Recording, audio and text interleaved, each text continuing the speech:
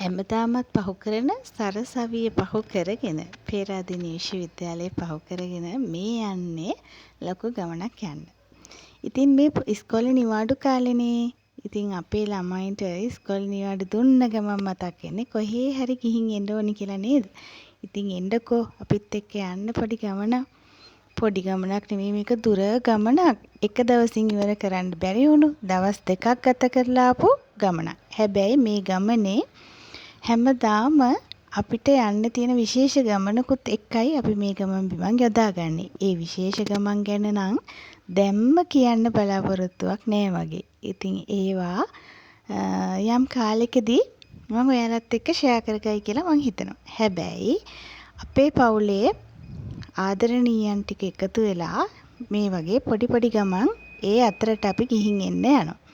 ඉතින් අද යන්නේ විශේෂ ගමනක්. ඉතින් අපි යන්නේ කොහෙද කියලා ඔයාලට බලන්න පුළුවන්. මේ යන්නේ අපි පෙරදිනේ මල්ලත්තත් පහු කරගෙන ගේටම විවෝදින් වහන්සේට පඳුරක් දාලා ඉතින් අපි අපේ ගමන ආරම්භ කරලා සතුටින් මේ ගමන ගිහින් එන්න තමයි අපේ බලාපොරොත්තුව. ඉතින් කිසිම අනතුරක් නොවි අපටත් අනතුරක් නොවි අපෙන් කාටවත්වත් අනතුරක් නොවි ඒ ගමන ලස්සනට ගිහින් එන්න ලැබෙන්න කියලා තමයි අපි මේ යන්නේ. ඉතින් කටුගස්තොට පාලමෙන් මෙන්න මේ මාතලේ පැත්තට දිවෙන පාරට තමයි අපි මේ හරවන්නේ වාහනේ. අපි කොහේ යනවද අද? ඉතින් තම්මේල් එක දැකපු ගොඩක් අය දන්නව කොහෙද යන්නේ කියලා.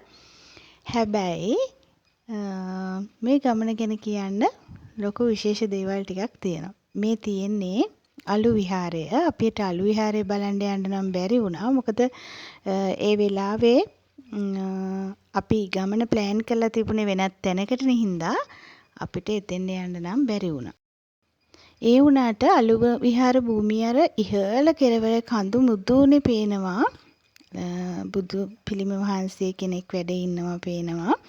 ඒක දැක්කම අපේ බබාලටත් යන්න ඉතින් හරි ආස හිතෙනවා. එයාලත් ඉතින් කී ගියා. ආයි පාර තාත්තා අපි මෙහෙ එනකොට යන් කියලා එයාලා තාත්තට කී ගියා.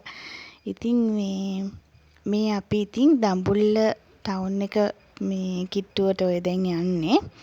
ඉතින් උදේම මේ ලස්සන පරිසරයක් අර කඳු වැටි වලින් පේන මේ හදිසියේ අපි වෙලාව ගන්න බෑ. අපි ට්‍රිවිල් එකේම ඉඳගෙන අපි උදේට ගෙනිච්ච කෑම ටික ඉක්මනට කාලා දැන් දඹුල්ල රජමහා විහාරයත් පහු කරගෙන අපි මේ ඉක්මනින්ම යනවා. හේතුව තමයි අපි යන තැනට ලොකු අවුවක් වැටුනොත් අපේ ගමන යන්න හරි අමාරුයි. ඒක නිසා අපි ඉක්මනටම පිටත් වෙලා මේ යනවා. ඉතින් මෙතන ඉඳලා මම ඔයාලට කියන්නේ වෙනස් කතාවක්.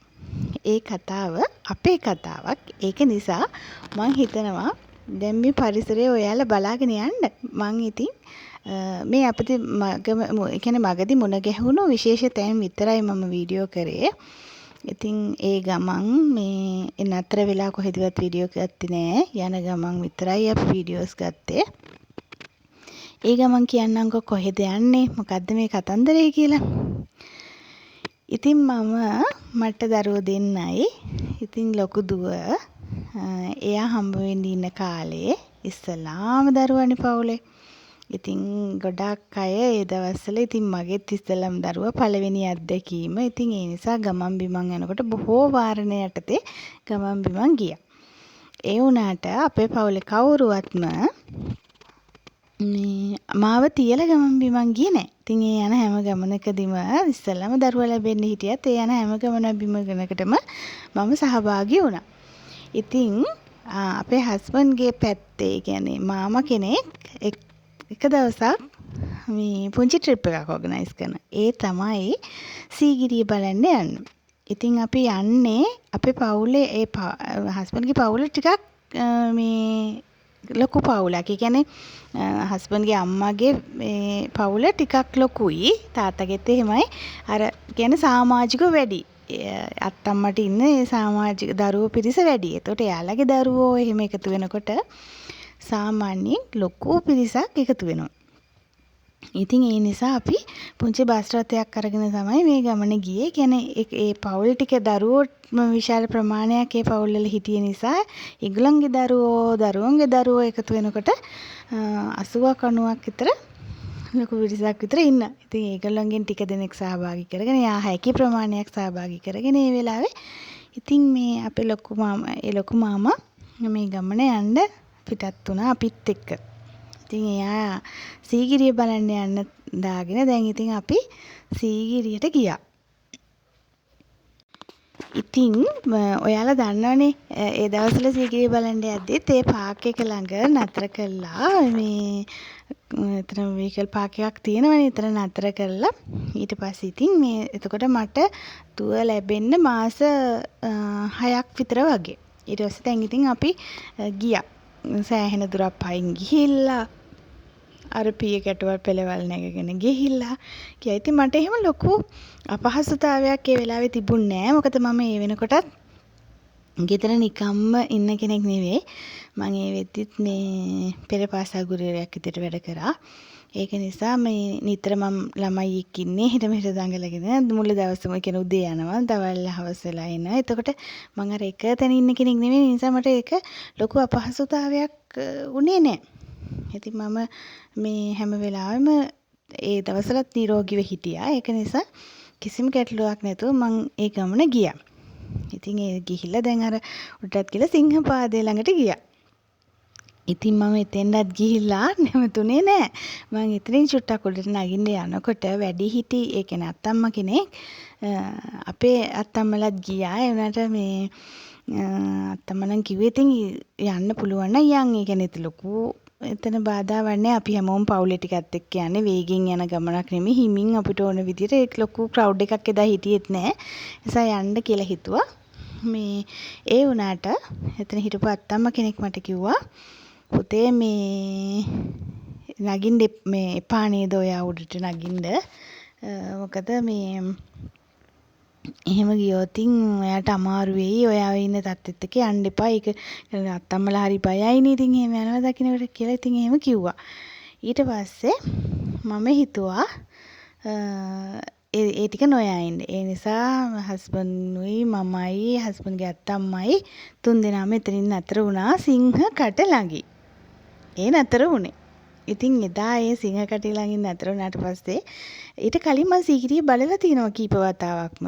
ඉතින් ඒ වුණාට ඉතින් එතනින් බලලා ඔන්න ආපහු බැහැලා ඉතින් ආවා. කිසිම කරදරයක් නැතුව. ඊට පස්සේ දුව හම්බ වුණානේ. දුව හම්බ වෙලත් ආපහු ඒ විදිහටම ගමනක් යදුනා. එතකොට එයාට අවුරුදු 3මාරක් විතර වගේ. ඉතින් ඒ එදා දවසෙත් මම එයා අරගෙන දැන් අත නම් උඩටම යනවා කියලා හිතාගෙන ගියාට මොකද ඒ සිංහ කට ගාවට යද්දී එයාට ගොඩාක් තේරුන්නේ නැතුණත් එයා වඩාගෙන ගියා වුණත් එයා ඇඬුවා එක ටිකටම යන්න බෑ කියලා. උඩට යන්න බෑ කියලා එකම විදියට ඇඬුවා. ඒකින්ද අපි එදත් එතනින් නතර වුණා. ඉතින් ඊට පස්සේ ඒ අවුරුදු 3න් ගියා. ඉතින් ඒක නිසා අපි අවුරුදු 15කට විතර පස්සේ ඒ වයසත් එක්ක එකතු කරනකොට එතනිමුත් අවුරුදු 15කට විතර පස්සේ ඔන්න අපි පිටත් වුණාද දවසේ මෙන්න මේ ලස්සනම තැන බලන්න. අදවත් මෙයා සිංහපාදයෙන් එහාට පණීද කියලා තාම විශ්වාසයක් නෑ. අපි තාම මග. ඒක නිසා ඉතින් ඔයාලටත් ආරාධනා කරනවා එයා අදවත් මේ සිංහපාදයෙන් එහාට පණීද කියලා බලන්න එන්න අපිත් එක්ක සීගිරියේ යන්න කියලා. ඉතින් සීගිරිය ගැන ගොඩාක් විස්තර අරගෙන එයා සිංහපාදේ පැන්න හැටිත් එතකොට මගේ පුතා පළවෙනි වතාවට සීගිරිය නැග්ගේ හැටිත් බලාගන්න අපිත් එක්ක එකතු වෙලා කාලෙකින් සීගිරිය ගියේ නැති ඔයාලා සීගිරියට කඳු මුදුනටම යමුයි කියලා ආරාධනා කරනවා. හැබැයි මෙන්න මෙයා මෙතනින් එහාට ගිහිල්ලා අර සිංහපාදේ ළඟදී මොනවා කියයිද මොනවා කරයිද කියලා දන්නේ නැහැ. අපි ඉතින් ගිහින් බලමුකෝ. ගොඩාක් පෞරාණික විස්තර ගොඩක් තියෙන රාවණා රජු සම්බන්ධ වෙන කාශ්‍යප රජු සම්බන්ධ වෙන මේ දිග කතන්දරේ අහන්න හෙට දවසේදීත් මාත් එක්ක එකතු වෙන්න කියලා ආරාධනා කරනවා. ඉතින් ඒ ලස්සන කතාව අරන් මං හෙටත් ඔයාලා හම්බ වෙන අනිවාර්යෙන් එනවා.